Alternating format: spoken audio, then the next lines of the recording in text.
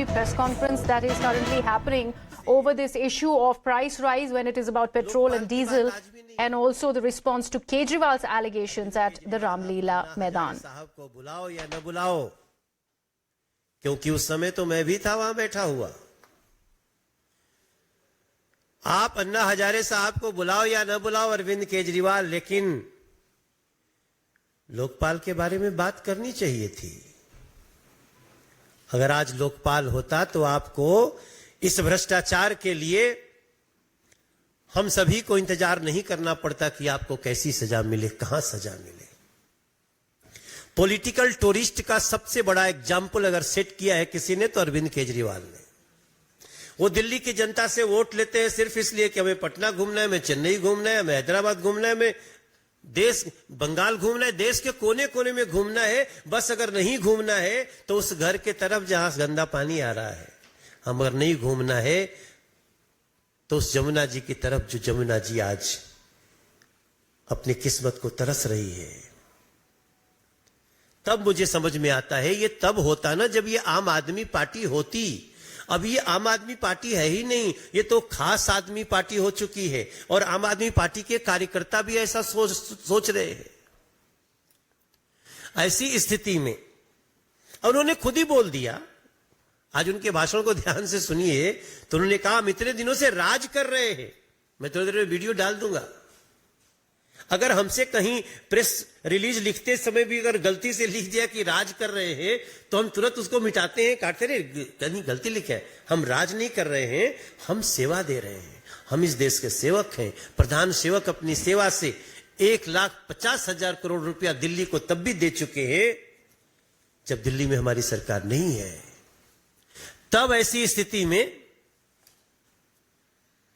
भ्रष्टाचार को बचाने के लिए अरविंद केजरीवाल का उसी रामलीला मैदान का दुरुपयोग न तो इसको दिल्ली की जनता माफ करेगी, न ही इस देश को प्यार करने वाले माफ करेंगे, और न तो हम माफ करने वाले हैं।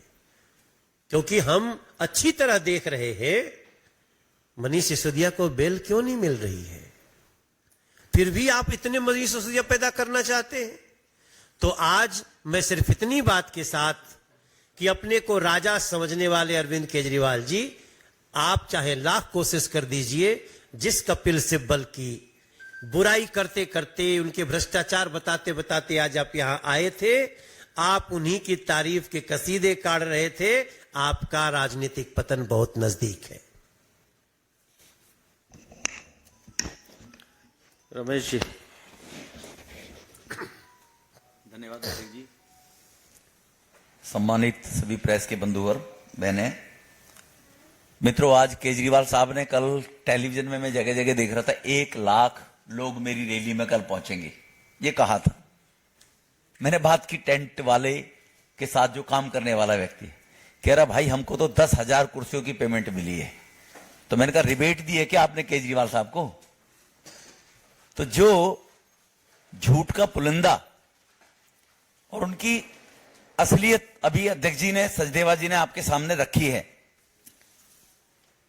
पेट्रोल के दाम बढ़ गए तो उससे हर चीज के दाम बढ़ जाते हैं। पहले तो आपको मैं जानकारी में दूं कि पेट्रोल के दाम जो आज सिब्बल साहब को साथ बैठाकर वो प्रेस कर रहे थे और कांग्रेस को गलबैयां कर रहे हैं, हमारे साथ समर्थन दे दो, समर्थन ले लो, उसी कांग्रेस के जमाने में 2004 में जब अटल बिहारी वाजपेयी की सरकार गई थी 36 रुपए लीटर पेट्रोल हुआ करता था। 14 में जब मोदी साहब आए तो पेट्रोल की कीमत 78 रुपए लीटर थी, 36 से 78 थी। आज तो 78 से 91 हुई है केवल, और वो भी कोविड के कारण, यूक्रेन रसिया युद्ध के कारण। और पेट्रोल बेशर्मी की हद देखिए। हमारे कहावत है देहात में कि भैंस अपने रंग को देखती नहीं और छाते को देखकर बिलखती है। आज ही पंजाब में वेट बढ़ाया 92 पैसे पेट्रोल पर, आज ही पंजाब के लोगों का। किस मुंह से आप कह रहे हो कि पेट्रोल के दाम बढ़ रहे हैं? और कंपेयर करिए कपिल सिब्बल के साथ कि कांग्रेस के जमाने में 36 से 78 पेट्रोल के दाम हुए थे, तब बढ़े थे या अब बढ़े थे। और 18 करोड़ रुपया मनु सिंघवी को आपने भ्रष्टाचार के मुकदमे लड़ने में दिए। ये क्या केजरीवाल साहब के बापू के पैसे थे क्या? ये दिल्ली की जनता के वही टैक्स पेयर के पैसे हैं जो माचिस भी खरीदते तो टैक्स देते हैं अपने करप्शन, अपने झूठे कुकर्म को ढकने के लिए। और वो वीडियो हर चैनल के पास होगी, कपिल सिब्बल जिसमें भ्रष्ट आदमी थे। मेरा निवेदन है मीडिया के बंधुओं से, वो आज देश के लोगों को, दिल्ली के लोगों को चैनल जरूर दिखाएं जहां वो एक तरफ आज कसीदे पढ़ रहे थे और सत्ता में आने से पहले कपिल सिब्बल की क्या ईमानदारी का बखान कर रहे थे कि वो ईमानदार हैं, चोर हैं, भ्रष्ट हैं, बढ़िया हैं। तो जनता को इसका पता लग जाना चाहिए जी।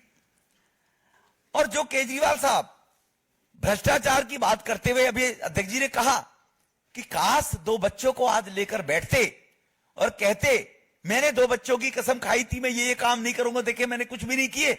आज पता नहीं बच्चे कहां चले गए, इसका कौन जवाब देगा। तो इसलिए उनकी जो कपिल सिब्बल के साथ में और भ्रष्टाचार को लेकर कई बातें हैं, वो कहीं ना कहीं बेशर्मी की सारी, निर्लज्जता की सारी हदों को पार करती नजर आई। आज दिल्ली के लोगों ने देखा था, दिल्ली के सांसद घरों में बैठे रहते हैं। उन्होंने कहा आज ये बात भी अपनी रैली में, केजरीवाल साहब को मैं मीडिया के सामने केवल दक्षिणी दिल्ली की बात करता हूं कि पिछले 9 साल में आपने पूरी दिल्ली में कितने नए प्रोजेक्ट चलाकर क्या कुछ पैदा किया। और दक्षिणी दिल्ली में केंद्र की सरकार के माध्यम से 15 प्रोजेक्ट तो ऐसे हैं जो नेशनल लेवल के प्रोजेक्ट हुए हैं। और आप बताइए दिल्ली के अंदर, ये मैं केवल एक दक्षिणी दिल्ली का एक चैलेंज करता हूं केजरीवाल साहब को, मैं कल मीडिया के सामने उसकी एक बुकलेट भी पेश करूंगा विद फोटो। और केजरीवाल साहब आप भी 15-16 ऐसी स्कीम बताएं दिल्ली में कौन सी लेकर आए दिल्ली के अंदर। और आपके पास 78,000 करोड़ रुपए का फंड और हमारे पास सांसदों के पास केवल डेवलपमेंट फंड 5 करोड़ रुपया, वो भी कोविड में मोदी साहब ने 2 साल का रोक दिया था कि वो कोविड के लोगों के लिए जाए वो फंड का पैसा। लोकपाल आज भूल गए। वो मुझसे पहले मनोज जी ने भी, वीरेंद्र जी ने भी कहा कि लोकपाल कहां चला गया। काश कुछ लोग पूछते कि लोकपाल के बारे में, तो और लोग तो उसके बाद जा नहीं सकते। अब सिक्योरिटी 2-2 राज्यों की है। मीडिया के बंधु आप जरूर पूछ सकते हैं कि केजरीवाल साहब लोकपाल, जन लोकपाल का क्या कर रहे हैं। आप तो ईमानदार है, कट्टर ईमानदार है, तो जन लोकपाल कहां चला गया। जो आदमी बताएं, सतेंद्र जैन अभी 1 साल के बाद बाहर आए कुछ छुट्टी के ऊपर बीमारी का बहाना बनाकर। सिसोदिया जी को बेल क्यों नहीं मिल रही, ये तो बताएं एक बार, कारण क्या है। कब तक आप दोष देते रहोगे केंद्र की सरकार को। और आप इतने निर्लज्ज, बेशर्म कि कोविड के अंदर एक तरफ देश के गृह मंत्री अस्पतालों में जाकर और 10,000 बेड की अस्पताल बना रहे हैं, और एक तरफ आप अपने उस कोविड के दौरान, ड्यूरिंग कोविड 1 साल 2 विजिट केजरीवाल कहीं सोशल मीडिया पर डाले कि कोविड के दौरान मैं 2 जगह पर गया था।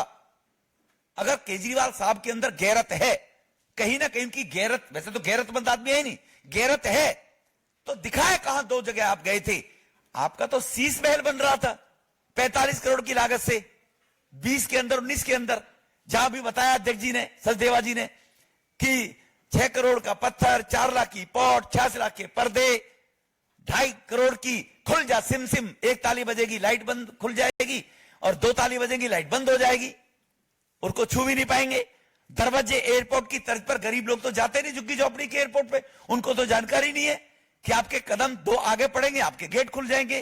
तो आपका शीश महल बन रहा था और कोविड में दिल्ली करा रही थी, गृह मंत्री जी को दिल्ली में उतरना पड़ा। इसका भी कोई जवाब दे देते कि खांसी की वजह से नहीं आए, किसकी वजह से नहीं आए। तो इसीलिए जो घोटाले आपने किए हैं, उन घोटालों के बारे में कहीं ना कहीं तो बताते कि मैंने कोई घोटाला नहीं किया है, तो शायद अच्छा लगता कि आपको रामलीला मैदान में कुछ बोलने का हक और अधिकार है। धन्यवाद। मित्रों,